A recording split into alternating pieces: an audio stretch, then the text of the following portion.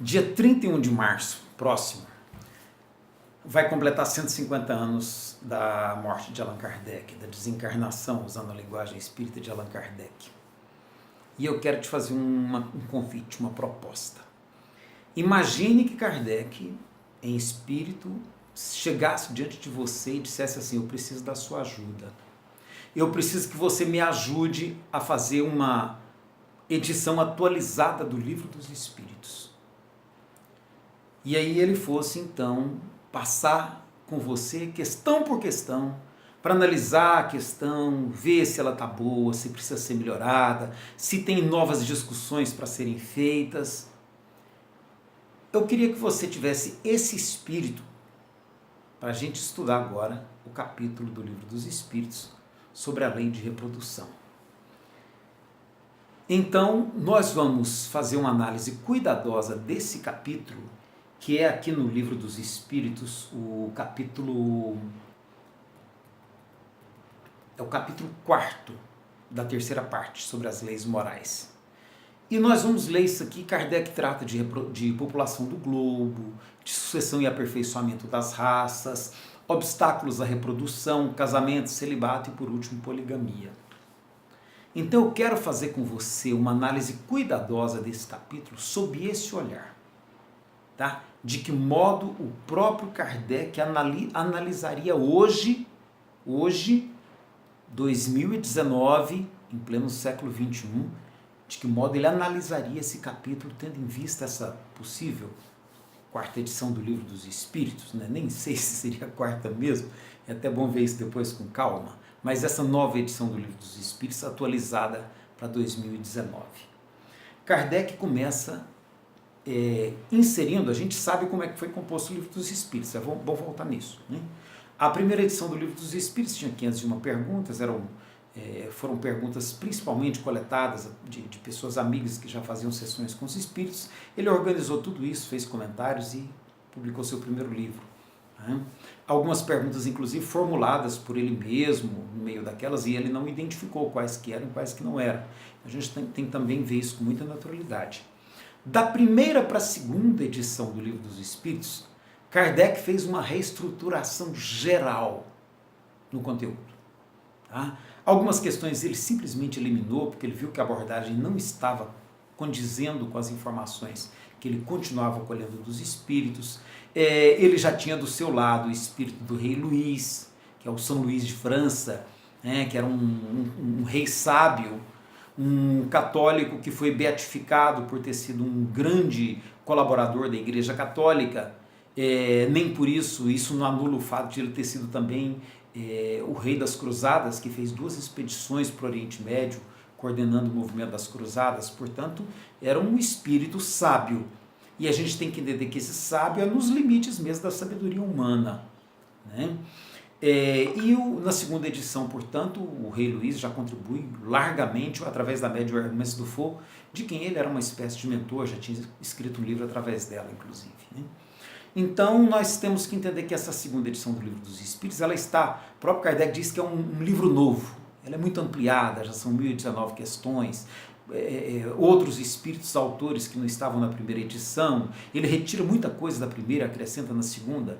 Então eu quero entender com isso que para essa edição de hoje, de 2021, Kardec provavelmente estaria fazendo a mesma coisa, estaria olhando aquilo lá de 1860, né, e dizendo: olha, isso aqui não está legal, vamos tirar isso aqui, vamos acrescentar tais assuntos que hoje são importantes. Eu quero crer que Kardec faria isso. E que se ele pedisse a sua ajuda para esse trabalho, era isso que você teria que fazer, né? Então eu digo isso porque às vezes a gente olha para o texto espírita como se fosse sagrado, aquela coisa assim que não pode questionar, não pode mexer, não pode encostar. E a literatura espírita não é assim. Não é essa a visão que Kardec tinha dos seus próprios livros. Ele queria algo que fosse progressivo, sendo atualizado de acordo com o avanço da ciência, né? Ele queria um espiritismo que andasse par a par com a ciência. Então eu estou te convidando para esse olhar hoje, para olhar esse capítulo, lei de reprodução, com essa tranquilidade. Então eu quero começar por essa pergunta: é lei da natureza a reprodução dos seres vivos? Lei da natureza. A lei da natureza era uma visão muito do positivismo do século XIX. Hoje, com toda certeza, não seria esse o argumento utilizado. Com toda certeza, não seria essa a abordagem utilizada. né? E a resposta do Espírito é quase uma... assim, olha, é como se dissesse assim, é claro, né? Olha, evidentemente, sem a reprodução o mundo corporal pereceria. Eu tenho certeza que nessa edição atual, Kardec olhar assim e falar, gente, mas essa pergunta, o que ela está fazendo aqui? Não precisa dela, é muito óbvia. Sabe, é muito óbvia. Talvez Kardec com certeza reformularia isso aqui. Portanto, eu acho que é o tipo de questão que a gente dá uma importância excessiva na atualidade, a gente talvez esteja incorrendo no equívoco, né? Vamos continuar. Vamos continuar então. Ele vai perguntar em seguida, indo sempre a população, na progressão crescente que vemos, chegará tempo em que seja excessiva na Terra? Isso era uma preocupação bem típica da época.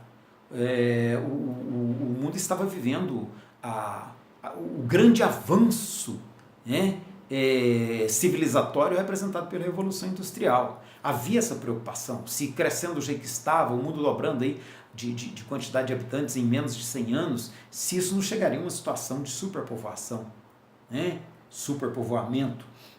O Malthus, inclusive, alguns séculos, 3 séculos antes, já tinha chamado a atenção para essa questão. Essa era uma questão bem da época e continua sendo hoje, a questão da superpopulação, né? E a resposta é muito interessante, o Espírito responde assim, olha, não, Deus a isso provê e mantém sempre o equilíbrio.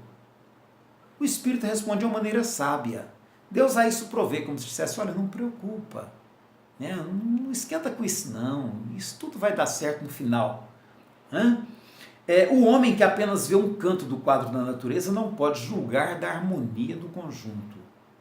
Então, uma resposta de um espírito que coloca as coisas num ponto assim, bem respeitoso para com a questão, né?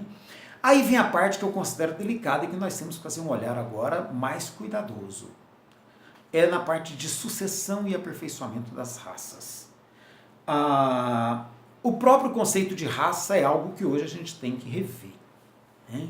Há uma percepção na área da sociologia, da antropologia, de que essa caracterização, essa categorização de raças, ela atendeu a um critério de preconceito na época em que ela foi estruturada, lá pelo século XIX, né, 18, 19.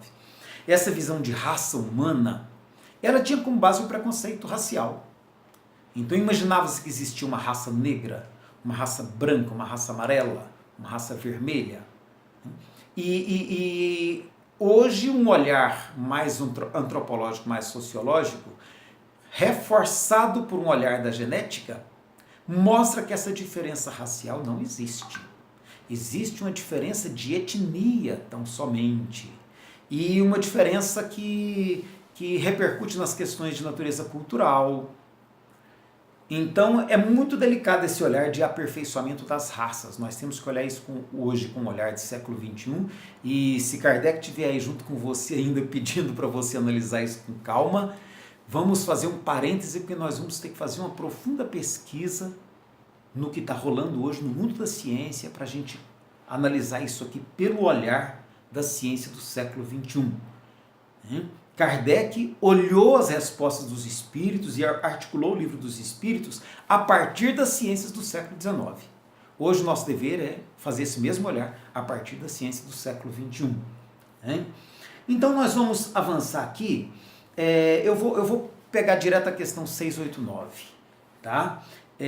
Perguntou-se para os espíritos, não sei se foi Kardec, alguém que perguntou, a maneira como ele escreveu o livro não deixa isso claro para a gente. Os homens atuais formam uma criação nova ou são descendentes aperfeiçoados dos seres primitivos? E aí nós precisamos pegar a resposta que o Espírito deu e ver o que tem nela, que ainda hoje a gente pode aproveitar como informação de sabedoria, e aquilo que a gente tem então que contextualizar para hoje. O Espírito responde, são os mesmos espíritos que voltaram para se aperfeiçoar em novos corpos, mas que ainda estão longe da perfeição. E aqui tem 2 pontos nessa resposta que é bom a gente analisar. A primeira é dos mesmos espíritos que voltaram. É interessante o Espírito dizendo assim, olha, nós seres humanos, nós somos os mesmos que estamos vindo, retornando para o mundo espiritual, e que estamos nessa longa caminhada evolutiva da humanidade, habitando corpos diferentes, mas nessa mesma perspectiva de progresso. Essa é a ideia que nós precisamos ter claro para nós. Nós somos seres numa caminhada evolutiva, que a caminhada da evolução biológica, a evolução social da Terra, mais ou menos traduz essa evolução da qual nós estamos participando enquanto espíritos imortais que somos. E aí, ele diz, mas que ainda estão longe da perfeição. Essa perfeição é uma visão platônica que norteia o trabalho de Allan Kardec. Portanto, nós estamos todos caminhando tendo em vista uma perfeição.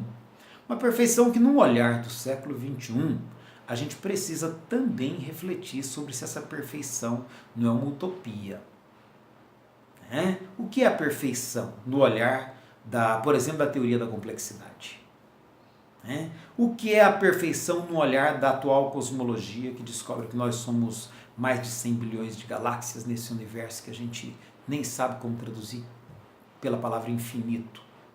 Então, perfeição a gente não tem. Hoje é um conceito que a gente também tem que olhar com muito cuidado essa ideia. Nós estamos expandindo nossa consciência de nós mesmos, nós estamos expandindo nossa consciência de criaturas universais e cósmicas que somos. Mas esse sentido de perfeição a gente tem que ter cuidado, porque não é algo tão simples. É bem uma visão platônica de algo lá na frente que a gente um dia vai alcançar. E que dá margem para novas reflexões hoje. Tá? A gente teria que chamar alguns amigos filósofos e falar, Kardec, vamos chamar meia dúzia de filósofos hoje para ajudar a gente a pensar nisso hoje. Daí eu tenho certeza que Kardec aprovaria. Com certeza Kardec aprovaria. Tá? Para a gente tentar entender isso melhor. Até porque ele vai, mais à frente, o próprio Espírito responde. Assim a atual raça humana tende a invadir toda a Terra e substituir as raças que se extinguem. Tá? Não sei qual o espírito que respondeu, mas é uma visão bem limitada ao século XIX. Hoje a gente teria que ter um cuidado com essa visão. Tá? Essa questão de a raça humana invadir toda a Terra, qual que é o significado disso? Substituir as raças que se extinguem. A questão da extinção das raças hoje é uma questão que tem um olhar muito cuidadoso da ecologia. Substituí-la outras raças mais aperfeiçoadas que descenderão da atual, como os homens civilizados de hoje descendem dos seres brutos e selvagens dos tempos primitivos. Então, é um olhar que a gente precisa ter um cuidado especial analisando esse capítulo com o olhar do século XXI. Aí, a questão 690, do ponto de vista físico, são de criação especial os corpos da raça atual? Naquela época tinha essa visão de o ser humano ser o senhor da criação. O ser humano ter sido criado de maneira muito especial pela providência divina. Alguns filósofos antes de Kardec propõem isso. Eu tentei ver isso no Descartes, mas para esse momento aqui agora o tempo não me permite essa pesquisa no tempo, mas alguém que esteja alinhado com os filósofos que vieram antes de Kardec consegue identificar pontualmente entre eles quais aqueles que trabalharam essa visão de ver no homem um ser distinto da criação. E o Espírito dá uma resposta que é muito interessante, ele ajuda a compreender isso de uma maneira mais modesta. Ele diz, olha, a origem das raças se perde na noite dos tempos. Mas como pertencem todas à grande família humana, qualquer que tenha sido o tronco de cada uma, elas puderam alinhar-se entre si e produzir tipos novos. Então, você vê que o Espírito está tentando colocar ali o que ele consegue ver do mundo espiritual onde ele se situa. Alguns deles eram padres, alguns deles eram filósofos católicos. Todos esses espíritos estão imersos na condição cultural do século XIX e eles respondem com aquelas condições. E ele dá essa visão, a origem das raças se perde na noite dos tempos.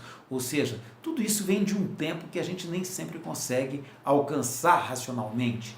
Quando a gente diz que o Homo sapiens sapiens tem entre 200 e 300 mil anos de presença na Terra, a gente tem esse número, a gente até acha bonito, mas a gente não consegue. Eu particularmente assumo que eu não consigo voltar no tempo, nessa história de 200, 300 mil anos atrás. Para mim é um esforço de imaginação difícil.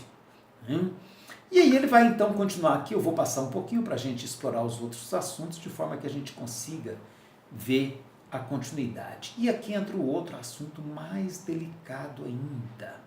o aperfeiçoamento das raças, na questão 692, que, eu não sei se Kardec ou quem foi, perguntou: será contrária à lei da natureza o aperfeiçoamento das raças animais e vegetais pela ciência? Seria mais conforme a essa lei deixar que as coisas seguissem seu curso normal?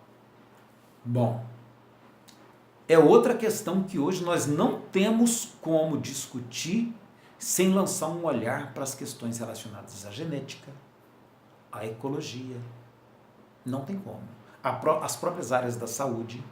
Hoje já está clara que a manipulação genética de determinados alimentos, ela acrescenta um risco maior de enfermidades, em particular de câncer, e nós não podemos subestimar isso. Hoje já está claro que algumas experiências nos domínios da genética podem causar desequilíbrios ecológicos profundos. Então, é um olhar que a gente tem que trazer para o século XXI e talvez até bater um papinho com Kardec e falar: e agora, hein? Que perguntas novas nós teremos que fazer? Quais são as novas questões que o século XXI nos pede em relação a essa temática? Dá para responder simplesmente como o Espírito falou: tudo se deve fazer para chegar à perfeição? Será que dá para responder assim hoje? Responder isso no século XIX era uma coisa, responder isso no século XXI é perigoso. Nós temos aí a Monsanto e muitas outras empresas no mundo inteiro caminhando por esse terreno, principalmente na manipulação genética, e a gente vê que é uma questão muito delicada, né? Ele diz que o próprio homem é um instrumento de que Deus se serve para atingir seus fins. Ok, dentro daquele contexto do século XIX, onde a nossa capacidade de manipulação era mínima, né? Com os recursos que tem hoje, a gente tem que tomar um cuidado muito grande de tratar dessa mesma maneira essa questão. Tá?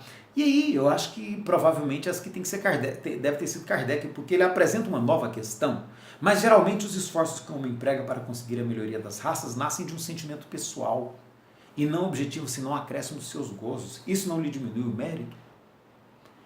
Aqui caberia talvez uma outra questão no lugar dessa, que muitas vezes o homem interfere nessa questão da melhoria das espécies, a questão da manipulação genética, a melhoria das raças, né? Ela está ligada hoje ao capitalismo, normalmente visando lucro financeiro mesmo, lucro econômico.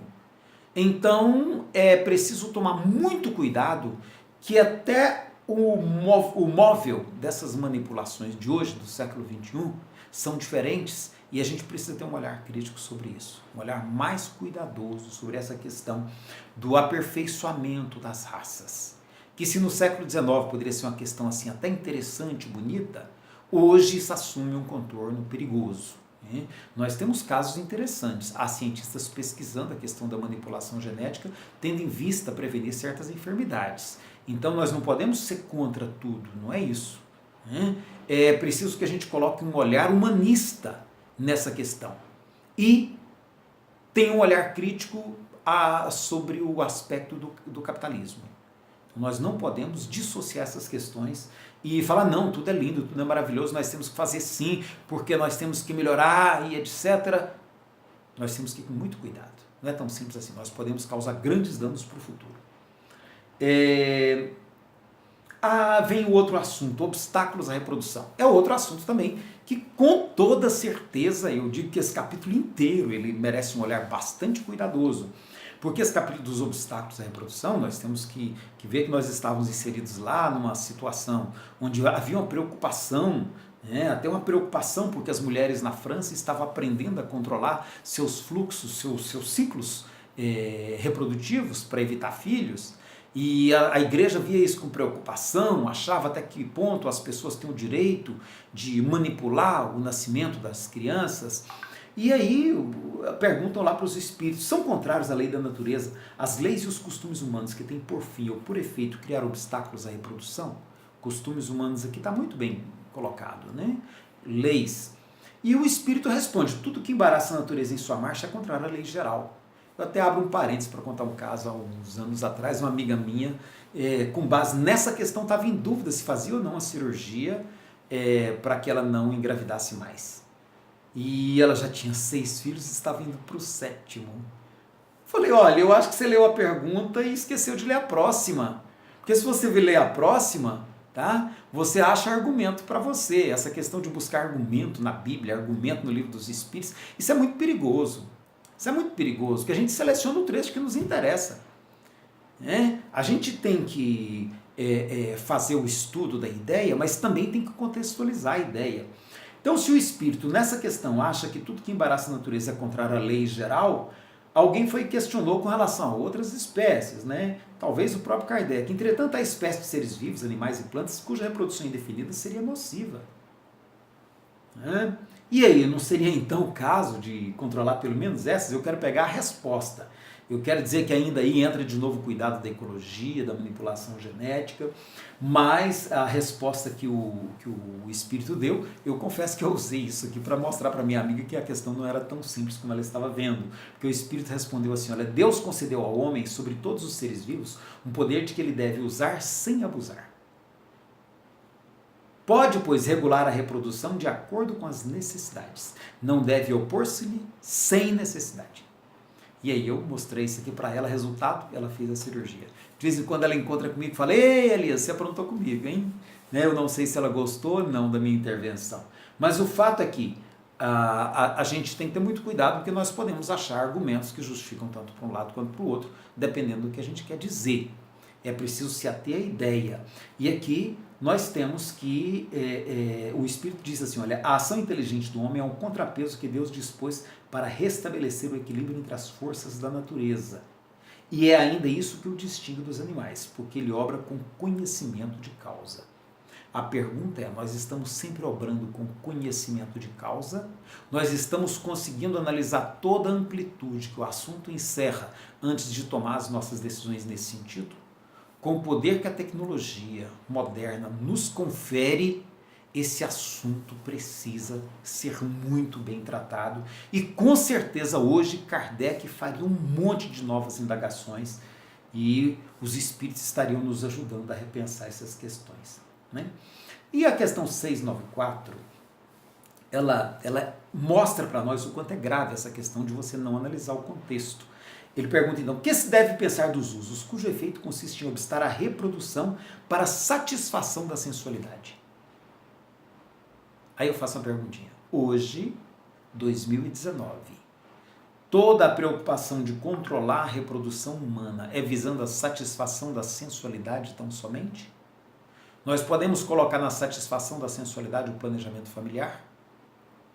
Então é preciso a gente entender os contextos diferentes em que as questões são apresentadas. O Espírito respondeu, isso prova a predominância do corpo sobre a alma e o quanto o homem é material. Então, hoje a gente teria que repensar isso. Né?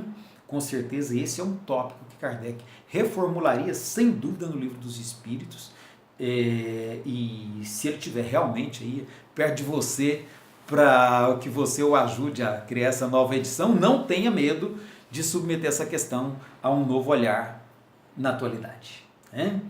Casamento e celibato. Casamento e celibato.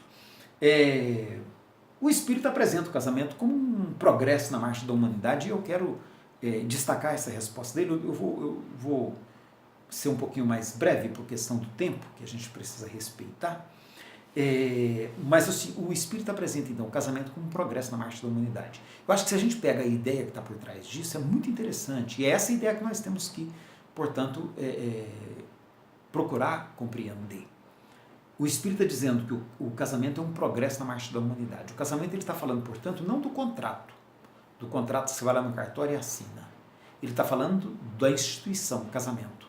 Do projeto de vida associado à ideia de uma união permanente de duas pessoas que se propõem a formar uma estrutura familiar para desenvolver determinados projetos ou para viver a experiência de ter filhos.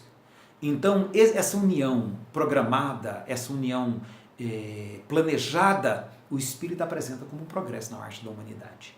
E eu não tenho a menor dúvida de que isso, de fato, é um salto civilizacional para nós, porque nos permite projetos mais consistentes de apoio afetivo mútuo, de uma série de vantagens que tem. Quem quer ter filhos sabe o quanto é bom que a gente consiga uma estrutura familiar harmoniosa, bem equilibrada para ter filhos.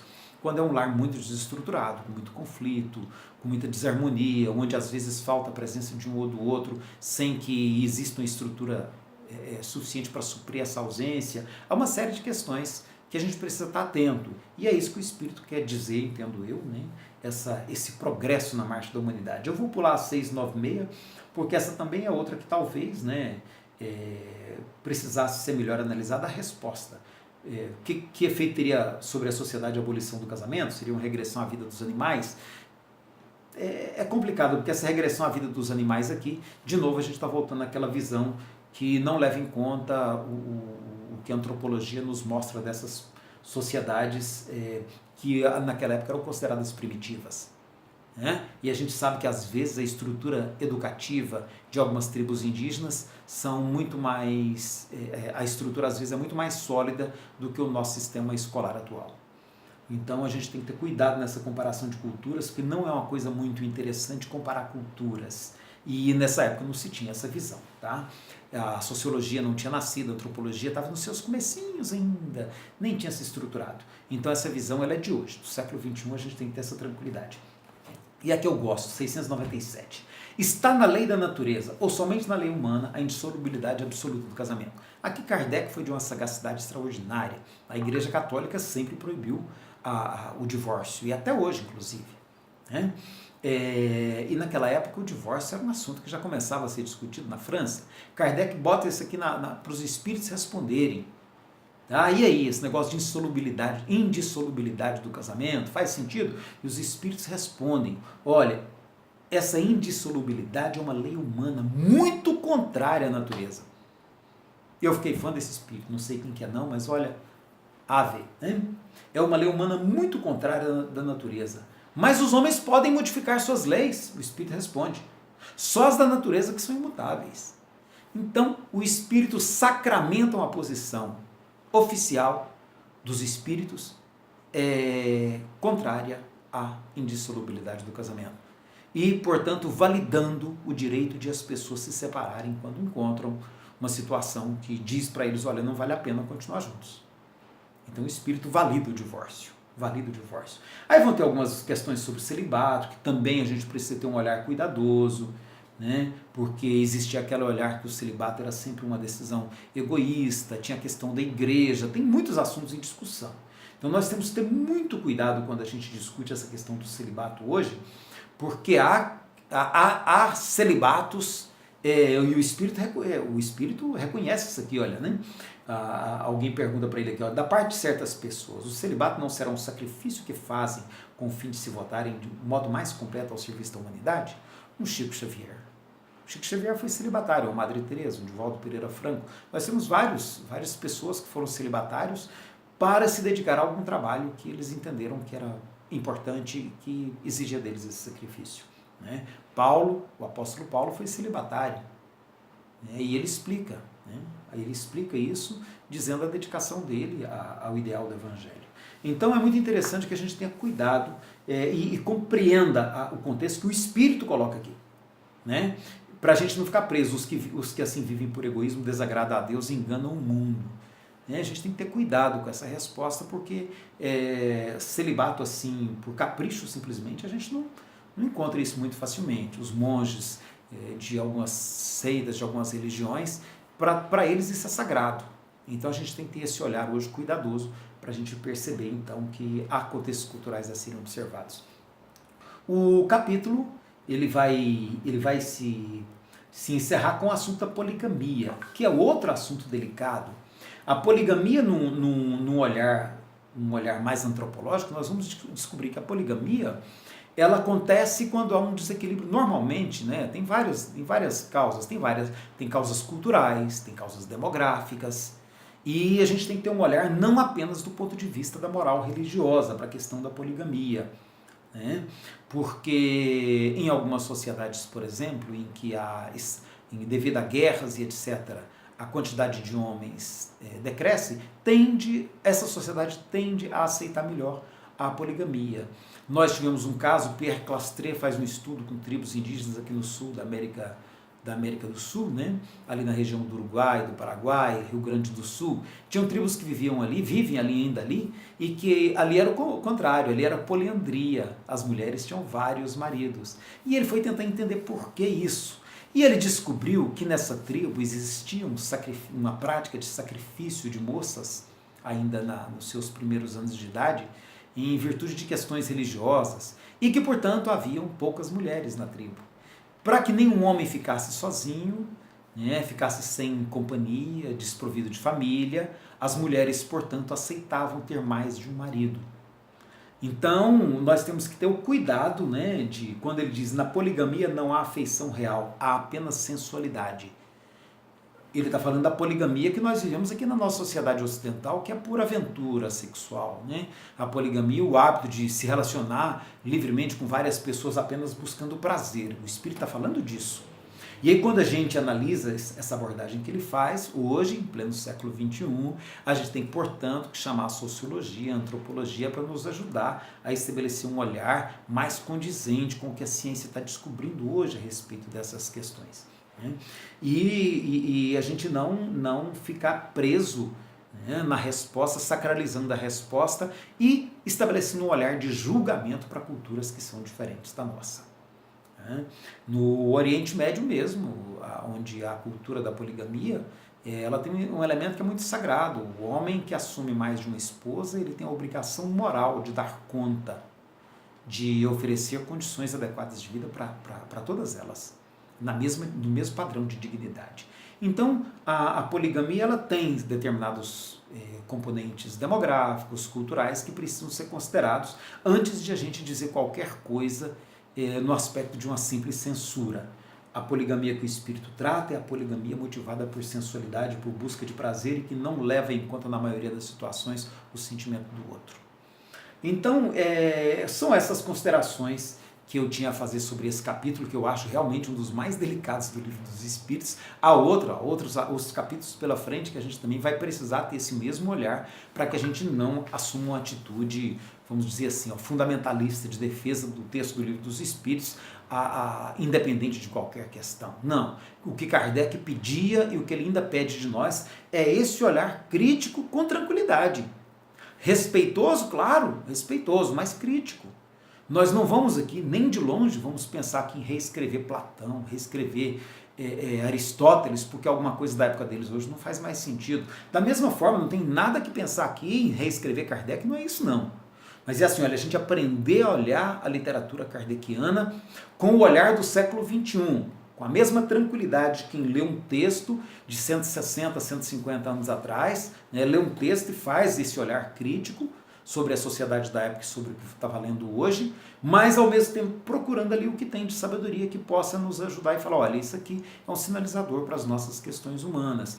É esse olhar que eu acho que é muito importante que a gente desenvolva e sempre pensar assim, olha, se Kardec realmente estivesse aqui do meu lado, pedindo para eu analisar isso aqui, tendo em vista a realidade de hoje, qual seria o olhar do próprio Kardec sobre essas questões, como ele analisaria, o que ele acrescentaria, o que ele excluiria. Eu penso que esse olhar a gente deve ter com muita tranquilidade, sem receio, porque é esse olhar o que Kardec recomenda desde o início nos seus livros e é esse que ele gostaria que nós todos mantivéssemos. Muito obrigado.